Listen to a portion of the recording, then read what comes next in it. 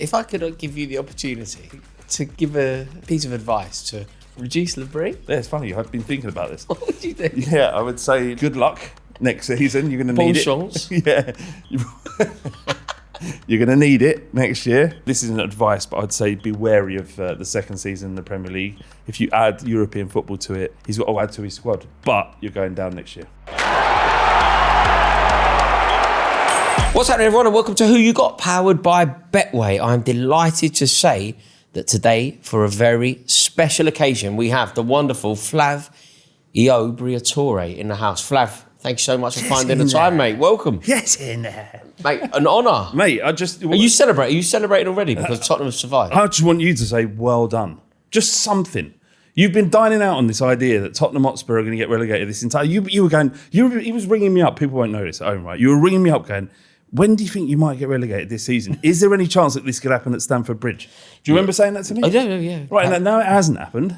Just wind it back a bit. I don't think that you can celebrate the way that you are, though. You can't turn up on a podcast and almost immediately turn our entire running order upside down because you want to celebrate Tottenham surviving. I can, yeah, I will. Is that what you're going to do? Yeah. Yeah, fair. Yeah, it was Well, I'm great. glad you're here. Yeah, I'm glad. I'm so happy to be here. I'm delighted that you're here. Obviously, neither of us have anything to shout about. Like, if you think about the state of Tottenham and you think about the state of Chelsea, we could almost have a conversation about who has had a worse season this year. I mean, as it turns out, we sort of have the same season, don't we? It's sort of like there's no European football for either club, which is a scandal. And, you know, we've survived by the skin of our teeth, but Chelsea are sort of going backwards in the same... Yeah, and we will most certainly be getting stuck into that. We're also going to be talking about the England squad. I mean, it is an absolute disaster, in my opinion. I think Thomas Tuchel has made a total pig's ear out of it. So we will be getting Flav's thoughts on that as well. But for now, what we're going to do is we're going to get into our weekly headlines. I'm going to call it the American disaster at Stamford Bridge. Right, yeah. I think that's what's happening at the moment. I'm so underwhelmed by the season. I think it's probably the worst season that Chelsea have had in the Premier League for what? Ever? Like, genuinely ever? I think often when you think about how fans feel about their football club, it's not necessarily about most recent successes or players you bought. It's, do you genuinely feel like your club is moving in the right direction? Is the sense of direction a positive one? And similarly at Spurs, but also at Chelsea, it doesn't feel like that. And actually, it feels like you've got an ownership who don't really seem to understand the modern game, don't understand what it's like to run a football club in England, and have almost kind of backtracked to some degree by bringing in Xabi Alonso, which I actually think is a really good appointment. Yeah. Well, this is it. This is it. Like, I think the season that we've had is the worst season that Chelsea have had on record. It's the most underwhelming season that I can remember. It's the most dislikable crop of players I think I've ever known. We've had miserable McFarlane as manager. We've had Liam Rosenior, who's completely inept. Everything basically since the turn of the year has gone wrong. And I wonder if there is a positive, and I know I'm searching for the positive here and trying to put a positive spin on something that probably isn't good news. But I just wonder and hope if the fact that it went so bad under McFarlane and so bad under Rosenior, it's actually going to do us a bit of a favour. Because if Liam Rosenior had limped into the Europa League, he'd managed to accrue 55 points, 60 points, something like that, got into the Europa League or even the Champions League. They would have persevered with him. They wanted to persevere with him. They gave him a 6-year deal. Yeah, I think the Rosenior appointment had to happen. And the reason why I say that is that they had to know, the proof had to be evident in front of them that they don't understand really what they're doing.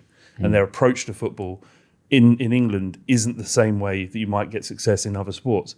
You've just seen at Chelsea that it's just their scattergun approach to buying in young players that are not ready to play in the Premier League, that can't perform at that level.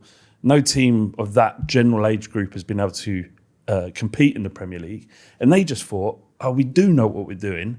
Let's just get Rosenior over from Strasbourg because he understands the model we've got. And when it failed catastrophically, then they're evidence with the fact that they perhaps don't know what they're doing, which is such a surprise that Xabi Alonso's ended up coming to Chelsea as manager, not as head coach. But this is the thing. I wonder if they've realised. I wonder if there has been a moment of introspection where they've gone, okay, we thought we knew what we were doing, but we don't. And even though we thought that in the fullness of time we would be proved to be correct, we have actually made a terrible, terrible job of this. Like Chelsea have been in the Champions League once under Bluco. Once. We've not been in Europe twice under Bluco. They've been there 4 years. Champions League once out of 4. No European football at all twice. In the 25 years prior to Bluco, we only missed out on European football once. So we missed out on it once in 25 years, twice in 4 years. You've also, and that's unacceptable for a club the size of Chelsea or Spurs or any club that belongs to the big six, because they generate that kind of money. The fact that they're not playing in Europe is scandalous. Chelsea fans are also as disgruntled as they are, because this is off the backdrop of the unrivaled and incredible success that Abramovich brought.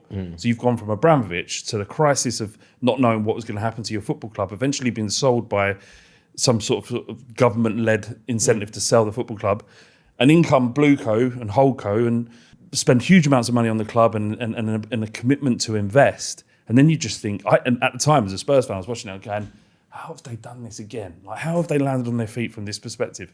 Not only you got these new owners, they're committed to spending 1.5 billion on new transfers, and then they go about it the way they did, which is stockpiling talented young players who don't have the experience, have not yet developed the skill, and they've been committed to 8-year contracts. So, do you think now then, with the Alonso appointment, the fact that they've made him symbolically manager, do you think that there could be a shift? Are you slightly more worried about Chelsea going into the new season? Yeah. I mean, he could have gone anywhere. So what have they promised him? They've made him manager, which is either it's symbolic and doesn't mean much, or it means that they've reneged on their position as owners of Chelsea, and they've decided to go with an approach where the manager is going to be empowered to make decisions and bring players in that they want to bring, or they've just told him what he wanted to hear. Which is scary. I can't imagine they've just gone back. I know it's not even Todd Bowley as much as it is Egbali, right? But I can't imagine him going, we've messed up massively here. Let's just rip up everything that we're trying to build and bring in Xabi Alonso, because he could have. It seemed like he was waiting for Liverpool. So what have Chelsea told him? There is also a happy medium. Yeah, there is a happy medium. I think. Look, there is also a chance that Xabi Alonso. Look, the worst case scenario is he has said that he can work in this model, and if you lose your job at Chelsea, it's not really going to tarnish his reputation. He will earn a fortune. He'll live in London. There are positives to taking the Chelsea job, even if you accept the parameters of Bluco. I don't think he'd do that. I think he's got too much of a foothold in the game, too much of a reputation, too much prestige to do that. Of Real Madrid as well. So I think that he will have wanted some assurances. The dream is that they have acknowledged that they've done everything wrong and they will give him total free control.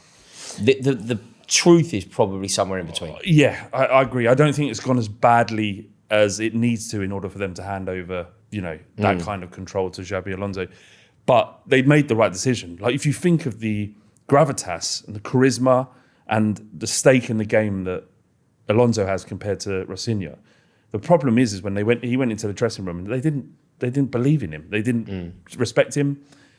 You had World Cup winners in there. You had Cucurella, and the fact that when they had that sort of international break and they all just started talking about, I probably need to find a move to a new club. You knew that it was. But you see, that's a good thing about Alonso, just being Alonso rather than being Rossinha, being McFarlane. Like, that they were talking, weren't they, about Harry Potter when they should have been talking about Graham Potter. Like, the players were calling him Harry Potter. Yeah. So there was no respect. No. They were calling Liam Rossinha a substitute teacher. Shouldn't the players be more respectful? No, of course. And this is a problem about lack of leadership. Because if John Terry's in that dressing room, it doesn't happen. If Frank Lampard's in there, if Didier Drogba's in there, it doesn't happen. Yeah. There is standards that are set by the dressing room rather than the manager. But, if all that starts, Harry Potter, substitute teacher, miserable McFarlane, it can't happen with Xabi Alonso. So Enzo Fernandez wants to give it the big one about winning the World Cup. Xabi Alonso will go, shut up, I won a World Cup and the 2 Euros either side of it. Yeah. Somebody else would want to give it the big one about winning the Club World Cup. You won the Club World Cup at Chelsea. Xabi Alonso goes, shut up, I won the Champions League twice. You can't, basically nobody in that squad can ever look at Xabi Alonso and not be totally inspired and feel quite small around him. Yeah, it's about respect and it's about an appreciation of what he's done. And you can understand where Rossinha went into that dressing room and he just couldn't command that because you knew that the narrative created by the press before he even went into the dressing room was that this is a job that's way too big for him. So when it came out to be the case, no one was really surprised. Yeah. So yeah, of course, Alonso. You needed someone like to be that, to have that level of that stake in the game, to go in there and command the dressing room, because it is an unruly one. It's a disrespectful one at the moment, and someone needs to go in there and create a new culture. But what happens when he says that player's not for me? Yeah, but he's on an 8-year contract. He's on 80 grand a week. He has to have that power to just go. Yeah, Maresca did to a certain extent. We need to see a revolving door. That's the problem. Like Chelsea need, when we talk about transfers, don't we? We always focus on who are we going to sign. At Chelsea, the problem is it's partly who are we going to sign, but it's hugely who are we going to get rid of. Yeah. But look, fingers crossed they just give him that level of control. We'll see how it goes. So obviously you've come in here today, spring in your step, pink trousers on, the cat that got the cream. I think you've got some front. This celebratory attitude from you. Mate, you've come in like you've just won a European Cup. Just feels good to be alive. Yeah, you made it. Just to exist in this world. Yeah. Mate, I can't tell you how... What I've realised in the last week, there's a big difference between relief and joy, but not a massive... Not that much. Yeah. And I didn't think that. Yeah. I thought that by having beaten Everton and that the feeling would be, it's like, Christ, yes, right. I never want to experience that again. But it weren't. It was kind of like the experience was... We didn't win, but we won weirdly. And what did we win? We won the opportunity to be exactly where we were at the start of the season. So I get it, weirdly. Yeah. Weirdly, you're positioning this as something that's like weird and that you've just discovered, but I get it, because 6 games from the end of the season, you were in a mini cup competition. Yeah. You were in a mini cup competition. You had to win more than West Ham. You had to do better than them, and it became sort of a shootout. Yeah. You won it. Yeah, and there were times where you didn't. Well, look, before that, I mean, I'm going back to, there was a game we played, it was in Fulham. It was around February time. It was Igor Tudor's second game. And I watched it, and he played a 4-4-2, which we haven't played in about 25 years. And Conor Gallagher, who's newly just signed, was playing on the right-hand side of midfield. And I was looking at it, and it was a terrible performance. I'm like, oh my God. And I was talking to my old man, because I was watching it at the time. And I went, we're down, Dad. Like, this is awful. And he was like, I think you're right. My dad has seen it all, right? He started watching in 61, he's seen the double. Yeah. He's seen Spurs get relegated, and he went, yeah, I think we are. And I was like, oh my God, because not only do I feel it, he thinks it. Something bad about your dad saying it as well. It's more believable, isn't it? It's like, wait, you're meant to cheer me up. You always cheer me up. All my life you've cheered me up. Yeah. And he is that kind of geezer, right? He will always go, don't worry, always next week, Cal. Yeah. He will always say that. And he went, no, I think you're right, we're going down. I was like, oh no. But yeah, it was. We went into this sort of last 7 games. We appointed De Zerbi, and it was at that point, it was clear something had changed, and that while we could still go down, and we're definitely at risk of going down, the players, similarly, you've seen it at other football clubs, like a lack of professionalism. Why can't you do it for one manager, but you can do it for this new manager?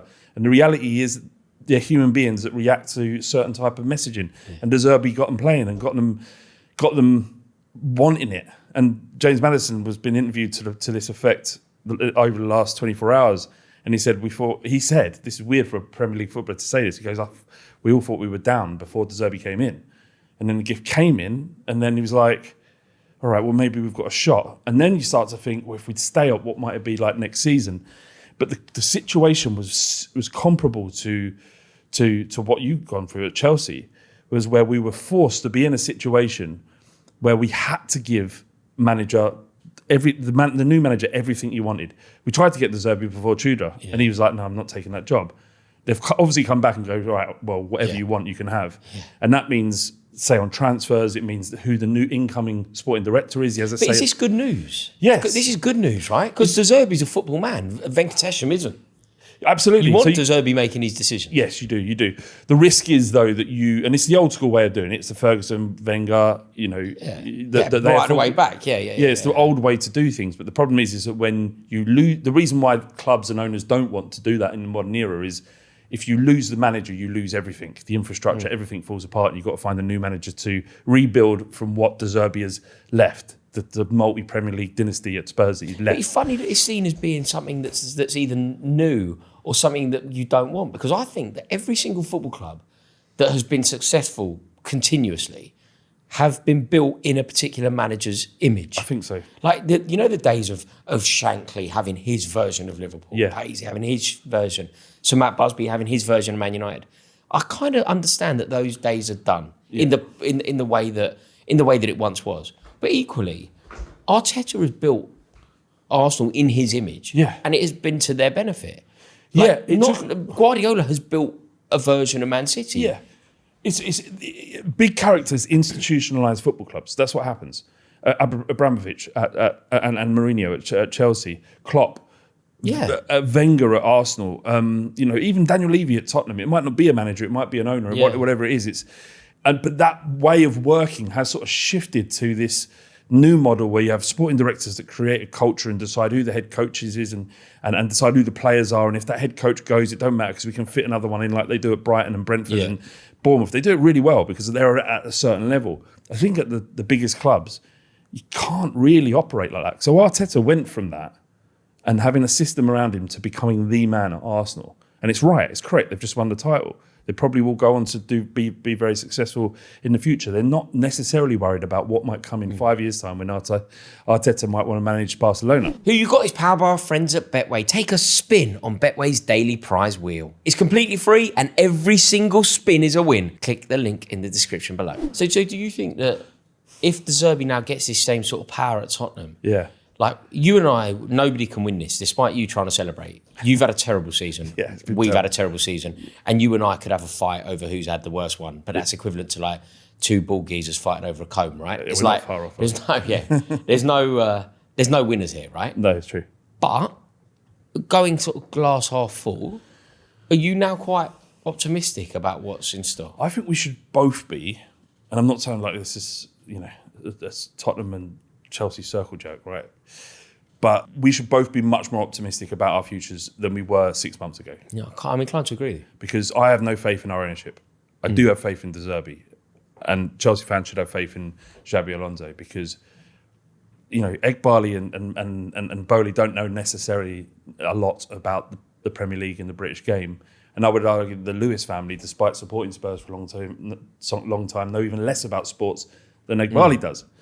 So the thing we've got here is a manager who understands the game, is passionate about football, and is going to make Tottenham a football-first entity. When under Daniel Levy, it wasn't that. It was a revenue-generating machine that was very successful at that. Spurs are the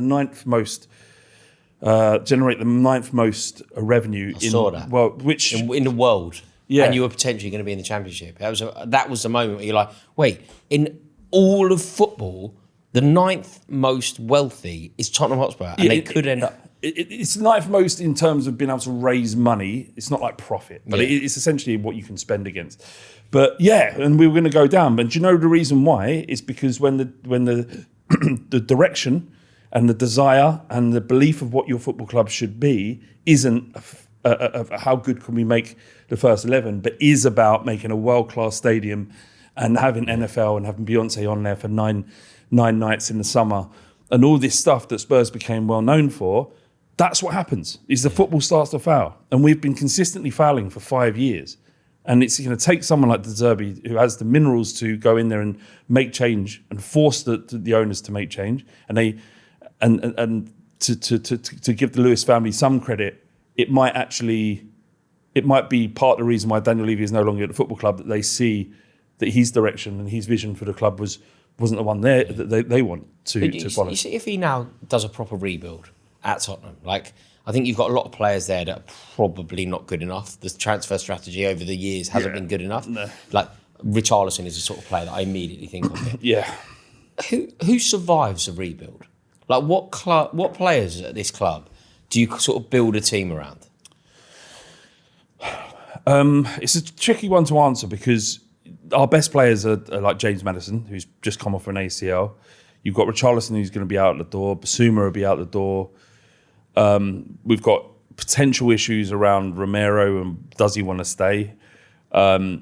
So he's got to work out who his team is and what players he feels like he can build around. I think a squad without injuries this year is a top 10 to 8 squad.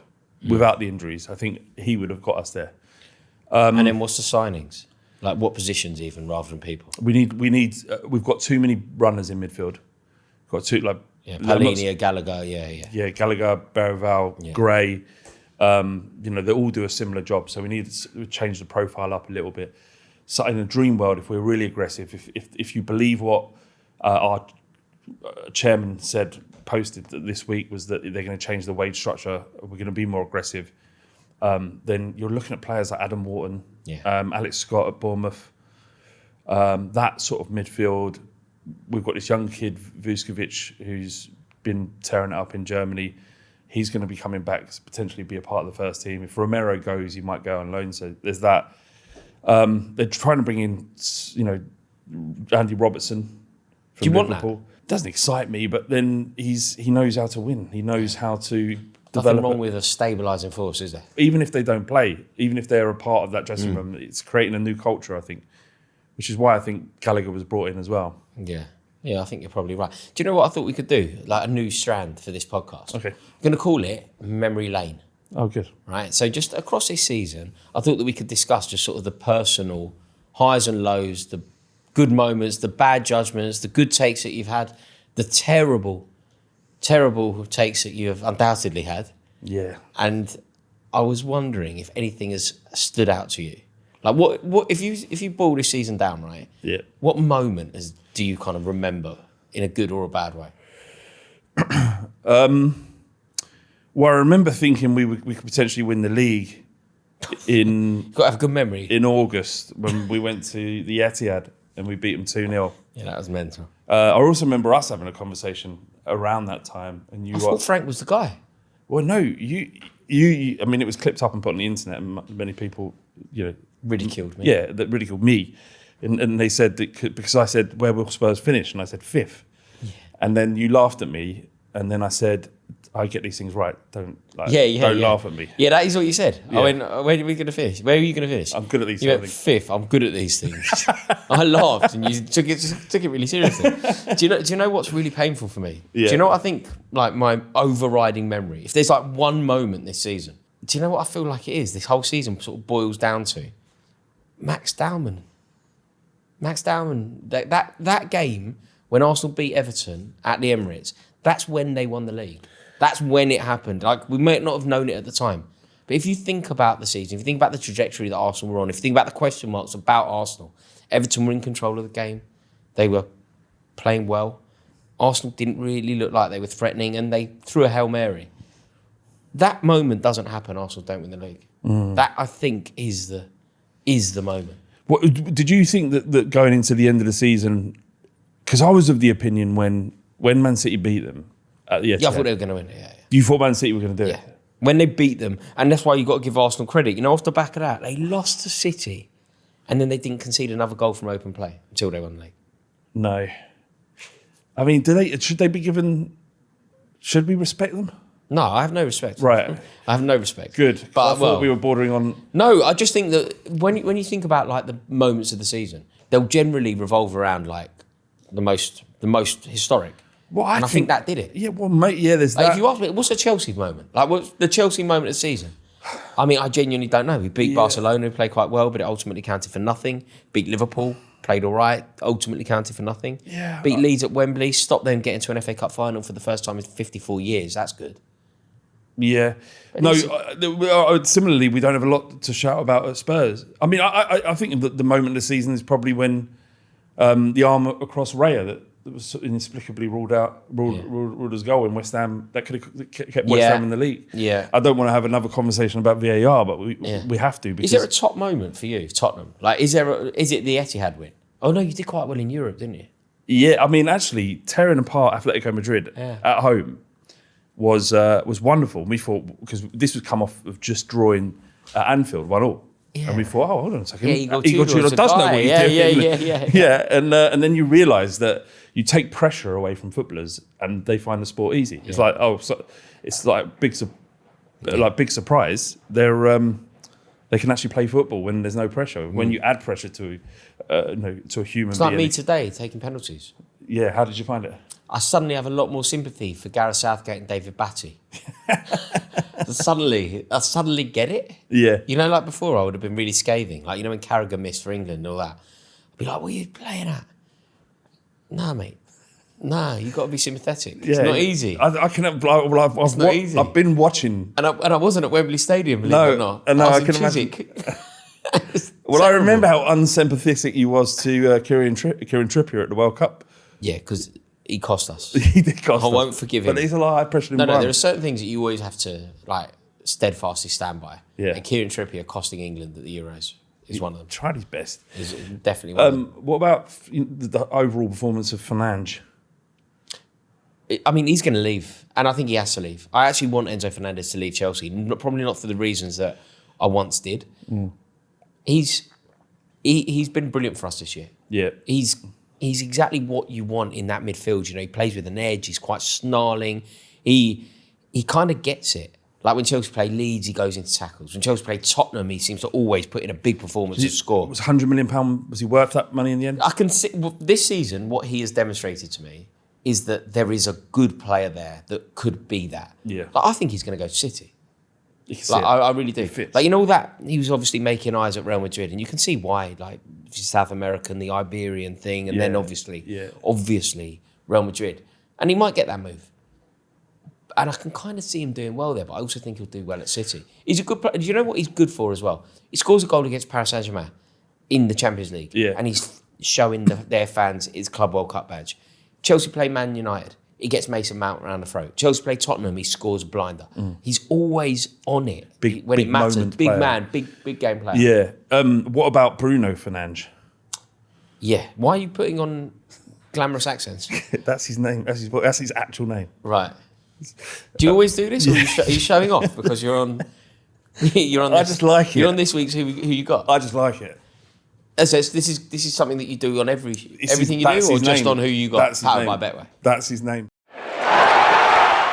Bruno Fernandes, like 21 assists, record. Like what's going on there? Because it's sort of come out of nowhere. Isn't Whose side are you on? Roy Keane versus Bruno Fernandes. Roy Keane. Are you? Yes. Are you? Yes. What, really? What did he say? You don't know what happened, do you?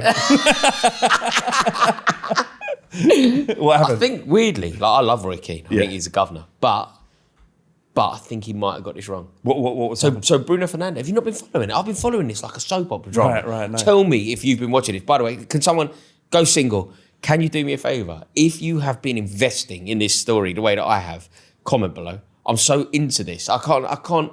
I'm not even too proud to admit it. It's like I don't watch soap operas. This is my soap opera. What's happened? So Bruno Fernandes has gone on to Diary of a CEO to have a conversation with Bartlett about everything, but he specifically spoke about Roy Keane.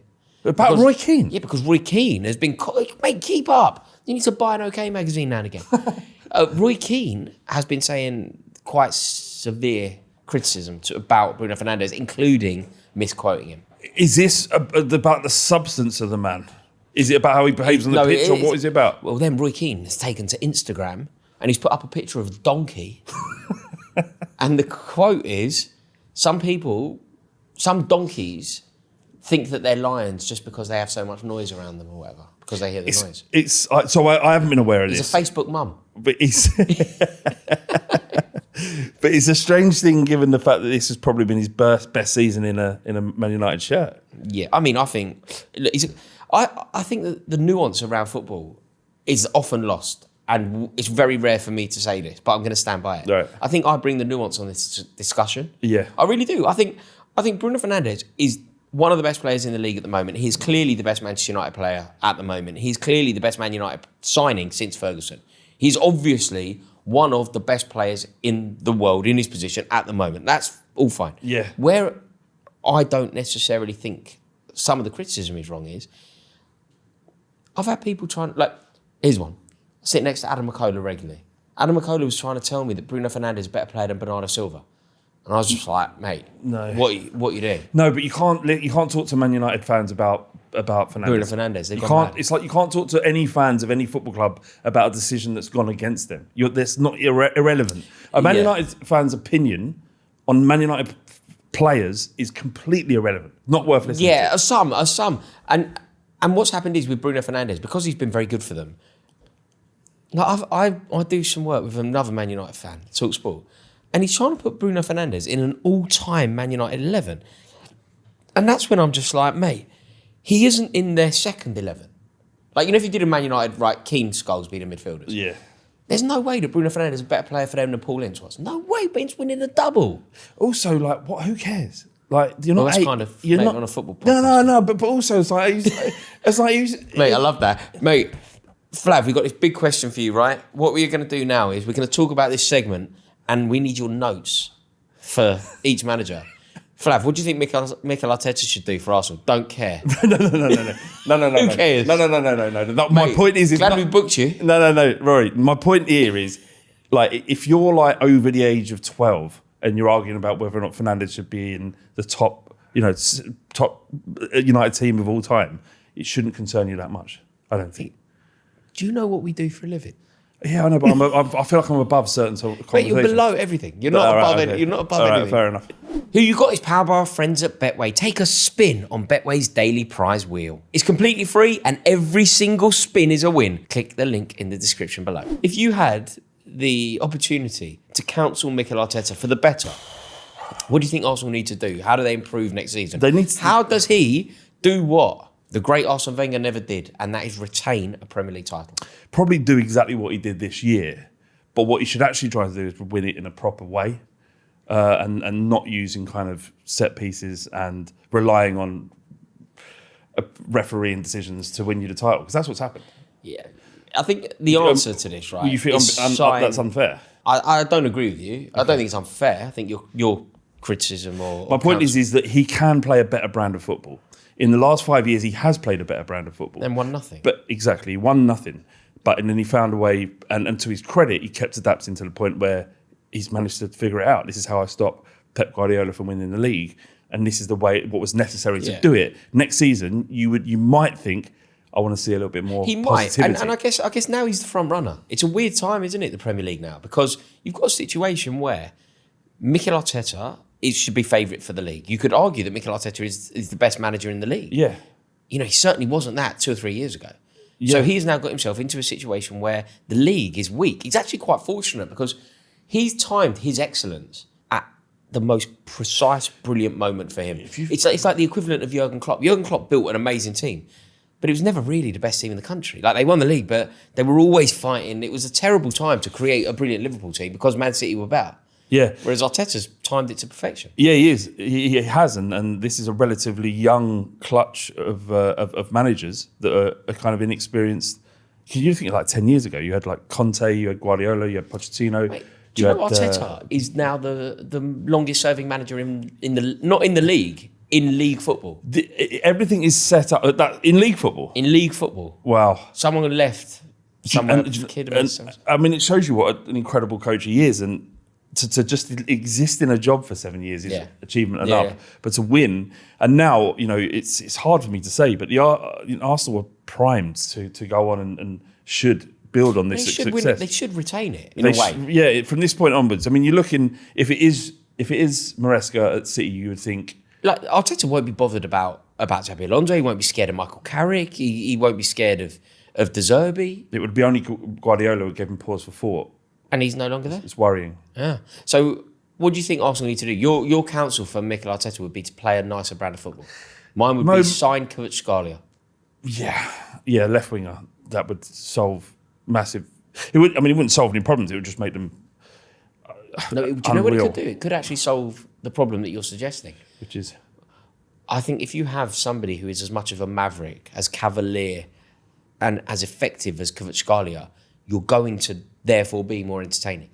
And the draw is that the Premier League is the Premier League, and PSG, can only get you so far. What?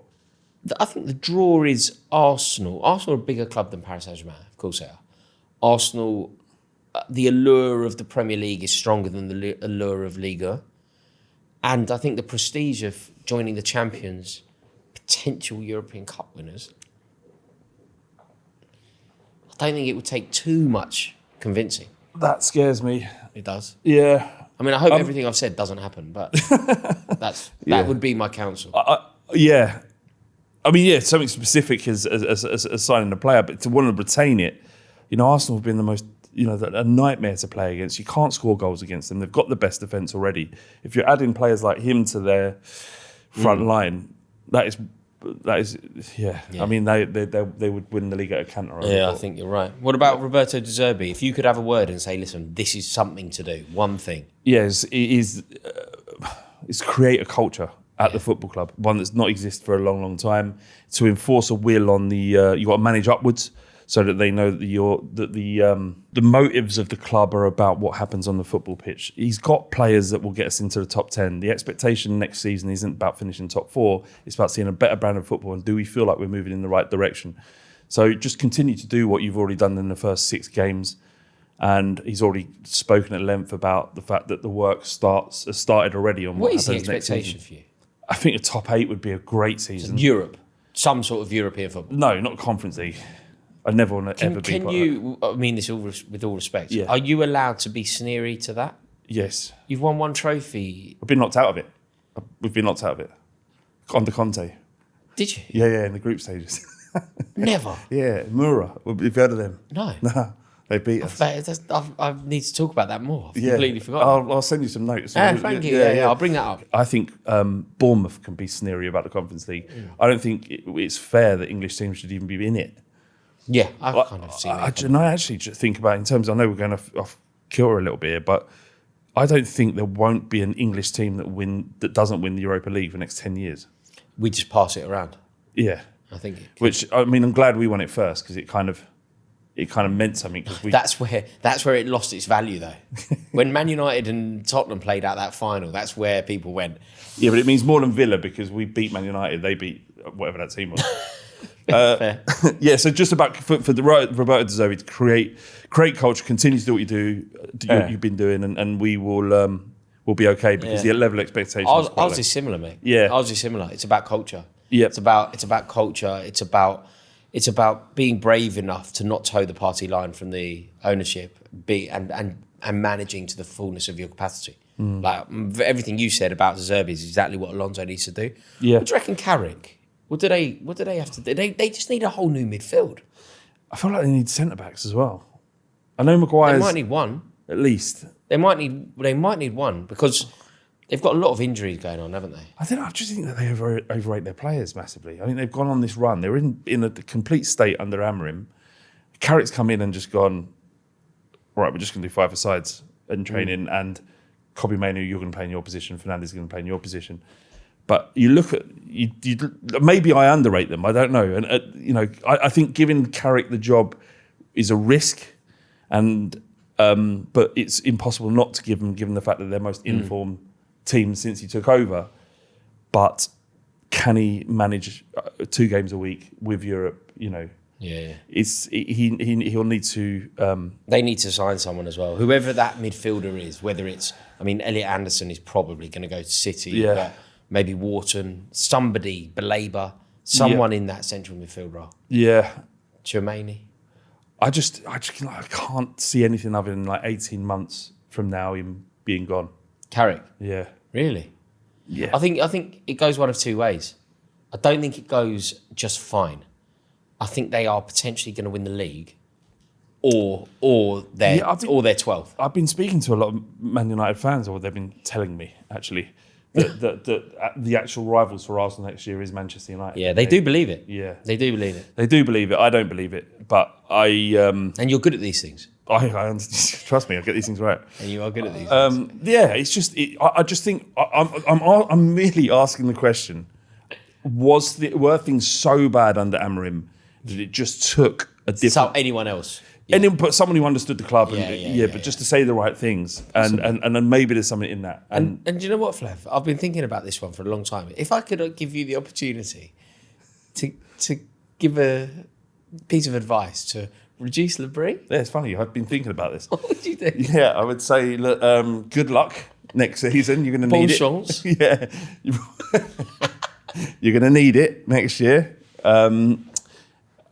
if I had to predict, I mean, this isn't advice, but I'd say be wary of the second season in the Premier League. If you add European football to it, he's got to add to his squad. He's got to keep Broby fit, build everything around him. He's an absolute nightmare to play against. They've got an excellent centre forward built for Premier League football. And so continue to ensure that he gets as much of the ball as possible, but you're going down next year. So this next segment is called Back It or Bin It. I'm going to give Flav a statement and he's going to tell me whether we need to back it or whether we need to bin it. The first statement is Chelsea Football Club needed one more experienced leader. Yeah, back that completely. I think you are completely correct. I mean, I'd say we need more. But do you think in the summer, actually, that will show whether they are changing if they bring in experienced players? Look at what Xabi Alonso did. The fact that he did that at Leverkusen, did so well, and Granit Xhaka, who brought in experience, was a key part of that. And he came back a different player. Yeah. So you say back that. Right, I agree. Tottenham Hotspur fans accepted mediocrity far too quickly. Are we backing it or are we binning it? I don't bin in it. I don't know what it means. When did that happen? You've accepted mediocrity for years. Why? All we do is boo. All we do is boo. No, but you won 2 League Cups since 1991 up until that year. Yeah, but didn't you hear us last year? Boo! It's rubbish, boo! Are you a booer? Are you personally a booer? Absolutely not. What, if you're in a stadium and people are booing around you, do you chastise them? Yeah. Do you say, oi? Yeah. Oi. Wind your neck in. Wind your neck in. No, I do not boo. I would never boo. But yeah, no, look, it maybe. I don't think so. I think there's a general level of frustration at being the 6th biggest club or the 6th best club of the big 6. So you've been in it? I've been in that one, yeah. Fair enough. Chelsea spent big but lacked balance. Are you backing it or are you binning it? Yeah, I'm backing that, yeah. I completely back that. Yeah. Tottenham Hotspur's recruitment mattered more than tactics. I mean, it's hard to... I'd say I would bin that and say that actually Thomas Frank's tactics are what's got us into big trouble this year, and the recruitment was largely decent. So yeah, I would bin that one. Here's one that I am backing wholeheartedly. Yeah. We overcomplicated games against weaker sides. I'm backing that. Yeah. Mate, we were 2-0 up against West Ham United. They got back to 2-2. You should be grateful. We found a late winner. Yeah, I remember. We drew at home to Burnley. That was one we was talking in the WhatsApp groups when Chelsea got that winner and everyone was just silently fist bumping. Oh, really? Yeah. Just a little one no one saw. Yeah, nobody pretended. No one saw. Everyone pretended we're not doing it. Yeah. But what did they do? How did they overcomplicate it? They did not sit back. Mate, I think Liam Rossini was asking players to do ridiculous things. Yeah. I think there was a lot of that going on. Fair enough. Tottenham Hotspur's biggest issue was mentality, not quality. Yeah, I think that's a big part of it. I would definitely back that. Massive issues with mentality this year. Some of the players not up to it. The England national football team should ignore international experience completely. I've been that. I'm binning that. Yeah, it's necessary. I don't actually like the fact that Henderson is a part of the camp. Yeah, not him. There's plenty of other experienced players, though. But he doesn't have to come as a player. He could just be in the dressing room. But also, Harry Maguire is very experienced, and you haven't taken him. Yeah, there are some, the argument sort of falls down somewhat. Yeah, Maguire should have been there. Do you know the one that baffled me the most? Ivan Toney. I couldn't believe it. Do you know I saw as well, Thomas Tuchel, since he's been England manager, has never been to Saudi. What's he basing this on? Going off topic. World Cup spots should reward form since January. I would bin that. I don't think form is it should be a factor, but a manager should have a plan and pick his squad according to who is the right profile for what he wants from his plan. So if Michael Ricketts once got a cap for England because he scored 20 goals. It's that easy. It's a very easy thing, isn't it? It's like some form, this conversation, some reputation, conversation, but don't go like not taking Phil Foden, not taking Morgan Gibbs-White, not taking Cole Palmer. Yeah. It's absolutely absurd. Champions League finals favour control over chaos. Well, I think we'll see. So yeah, we'll find out on Saturday, won't we? Because you'll have the control of how Arsenal want things to go, or the chaotic nature of PSG's build-up, what we're now. As a fan, I think you'd be more comfortable going to this as an Arsenal fan because of the control you have in defence. Whereas PSG have to turn up to win. I think Arsenal can do what they do. and win, if that makes sense. Yeah, although I think Paris Saint-Germain will be very confident as well, because I think this is fair to say. Paris Saint-Germain go 1-0 up. Arsenal in big trouble. Yeah. We'll see. Can't wait for it. This season proved that elite managers need elite squads. I don't think... I've been in that. Yeah, I don't think elite managers do need elite squads. I think history is littered with elite managers winning leagues without elite squads. I agree with you. Right, that's it. Sorry, that is all we have time for today on Who You Got, powered by Betway. Thank you so much for joining us on this episode. You and I are totally in agreement. It's going to be a very, very trying weekend. Fingers crossed Paris Saint-Germain can do it. Yeah, come on, PSG. Remember to like, comment, and subscribe below. We'll be back next week with World Cup chat. What excitement, Rory. Mate, I can't wait for that. And Flav, it's been an honour. Thank you so much for finding the time. We'll see you all next week on Who You Got, powered by Betway. Ta-da!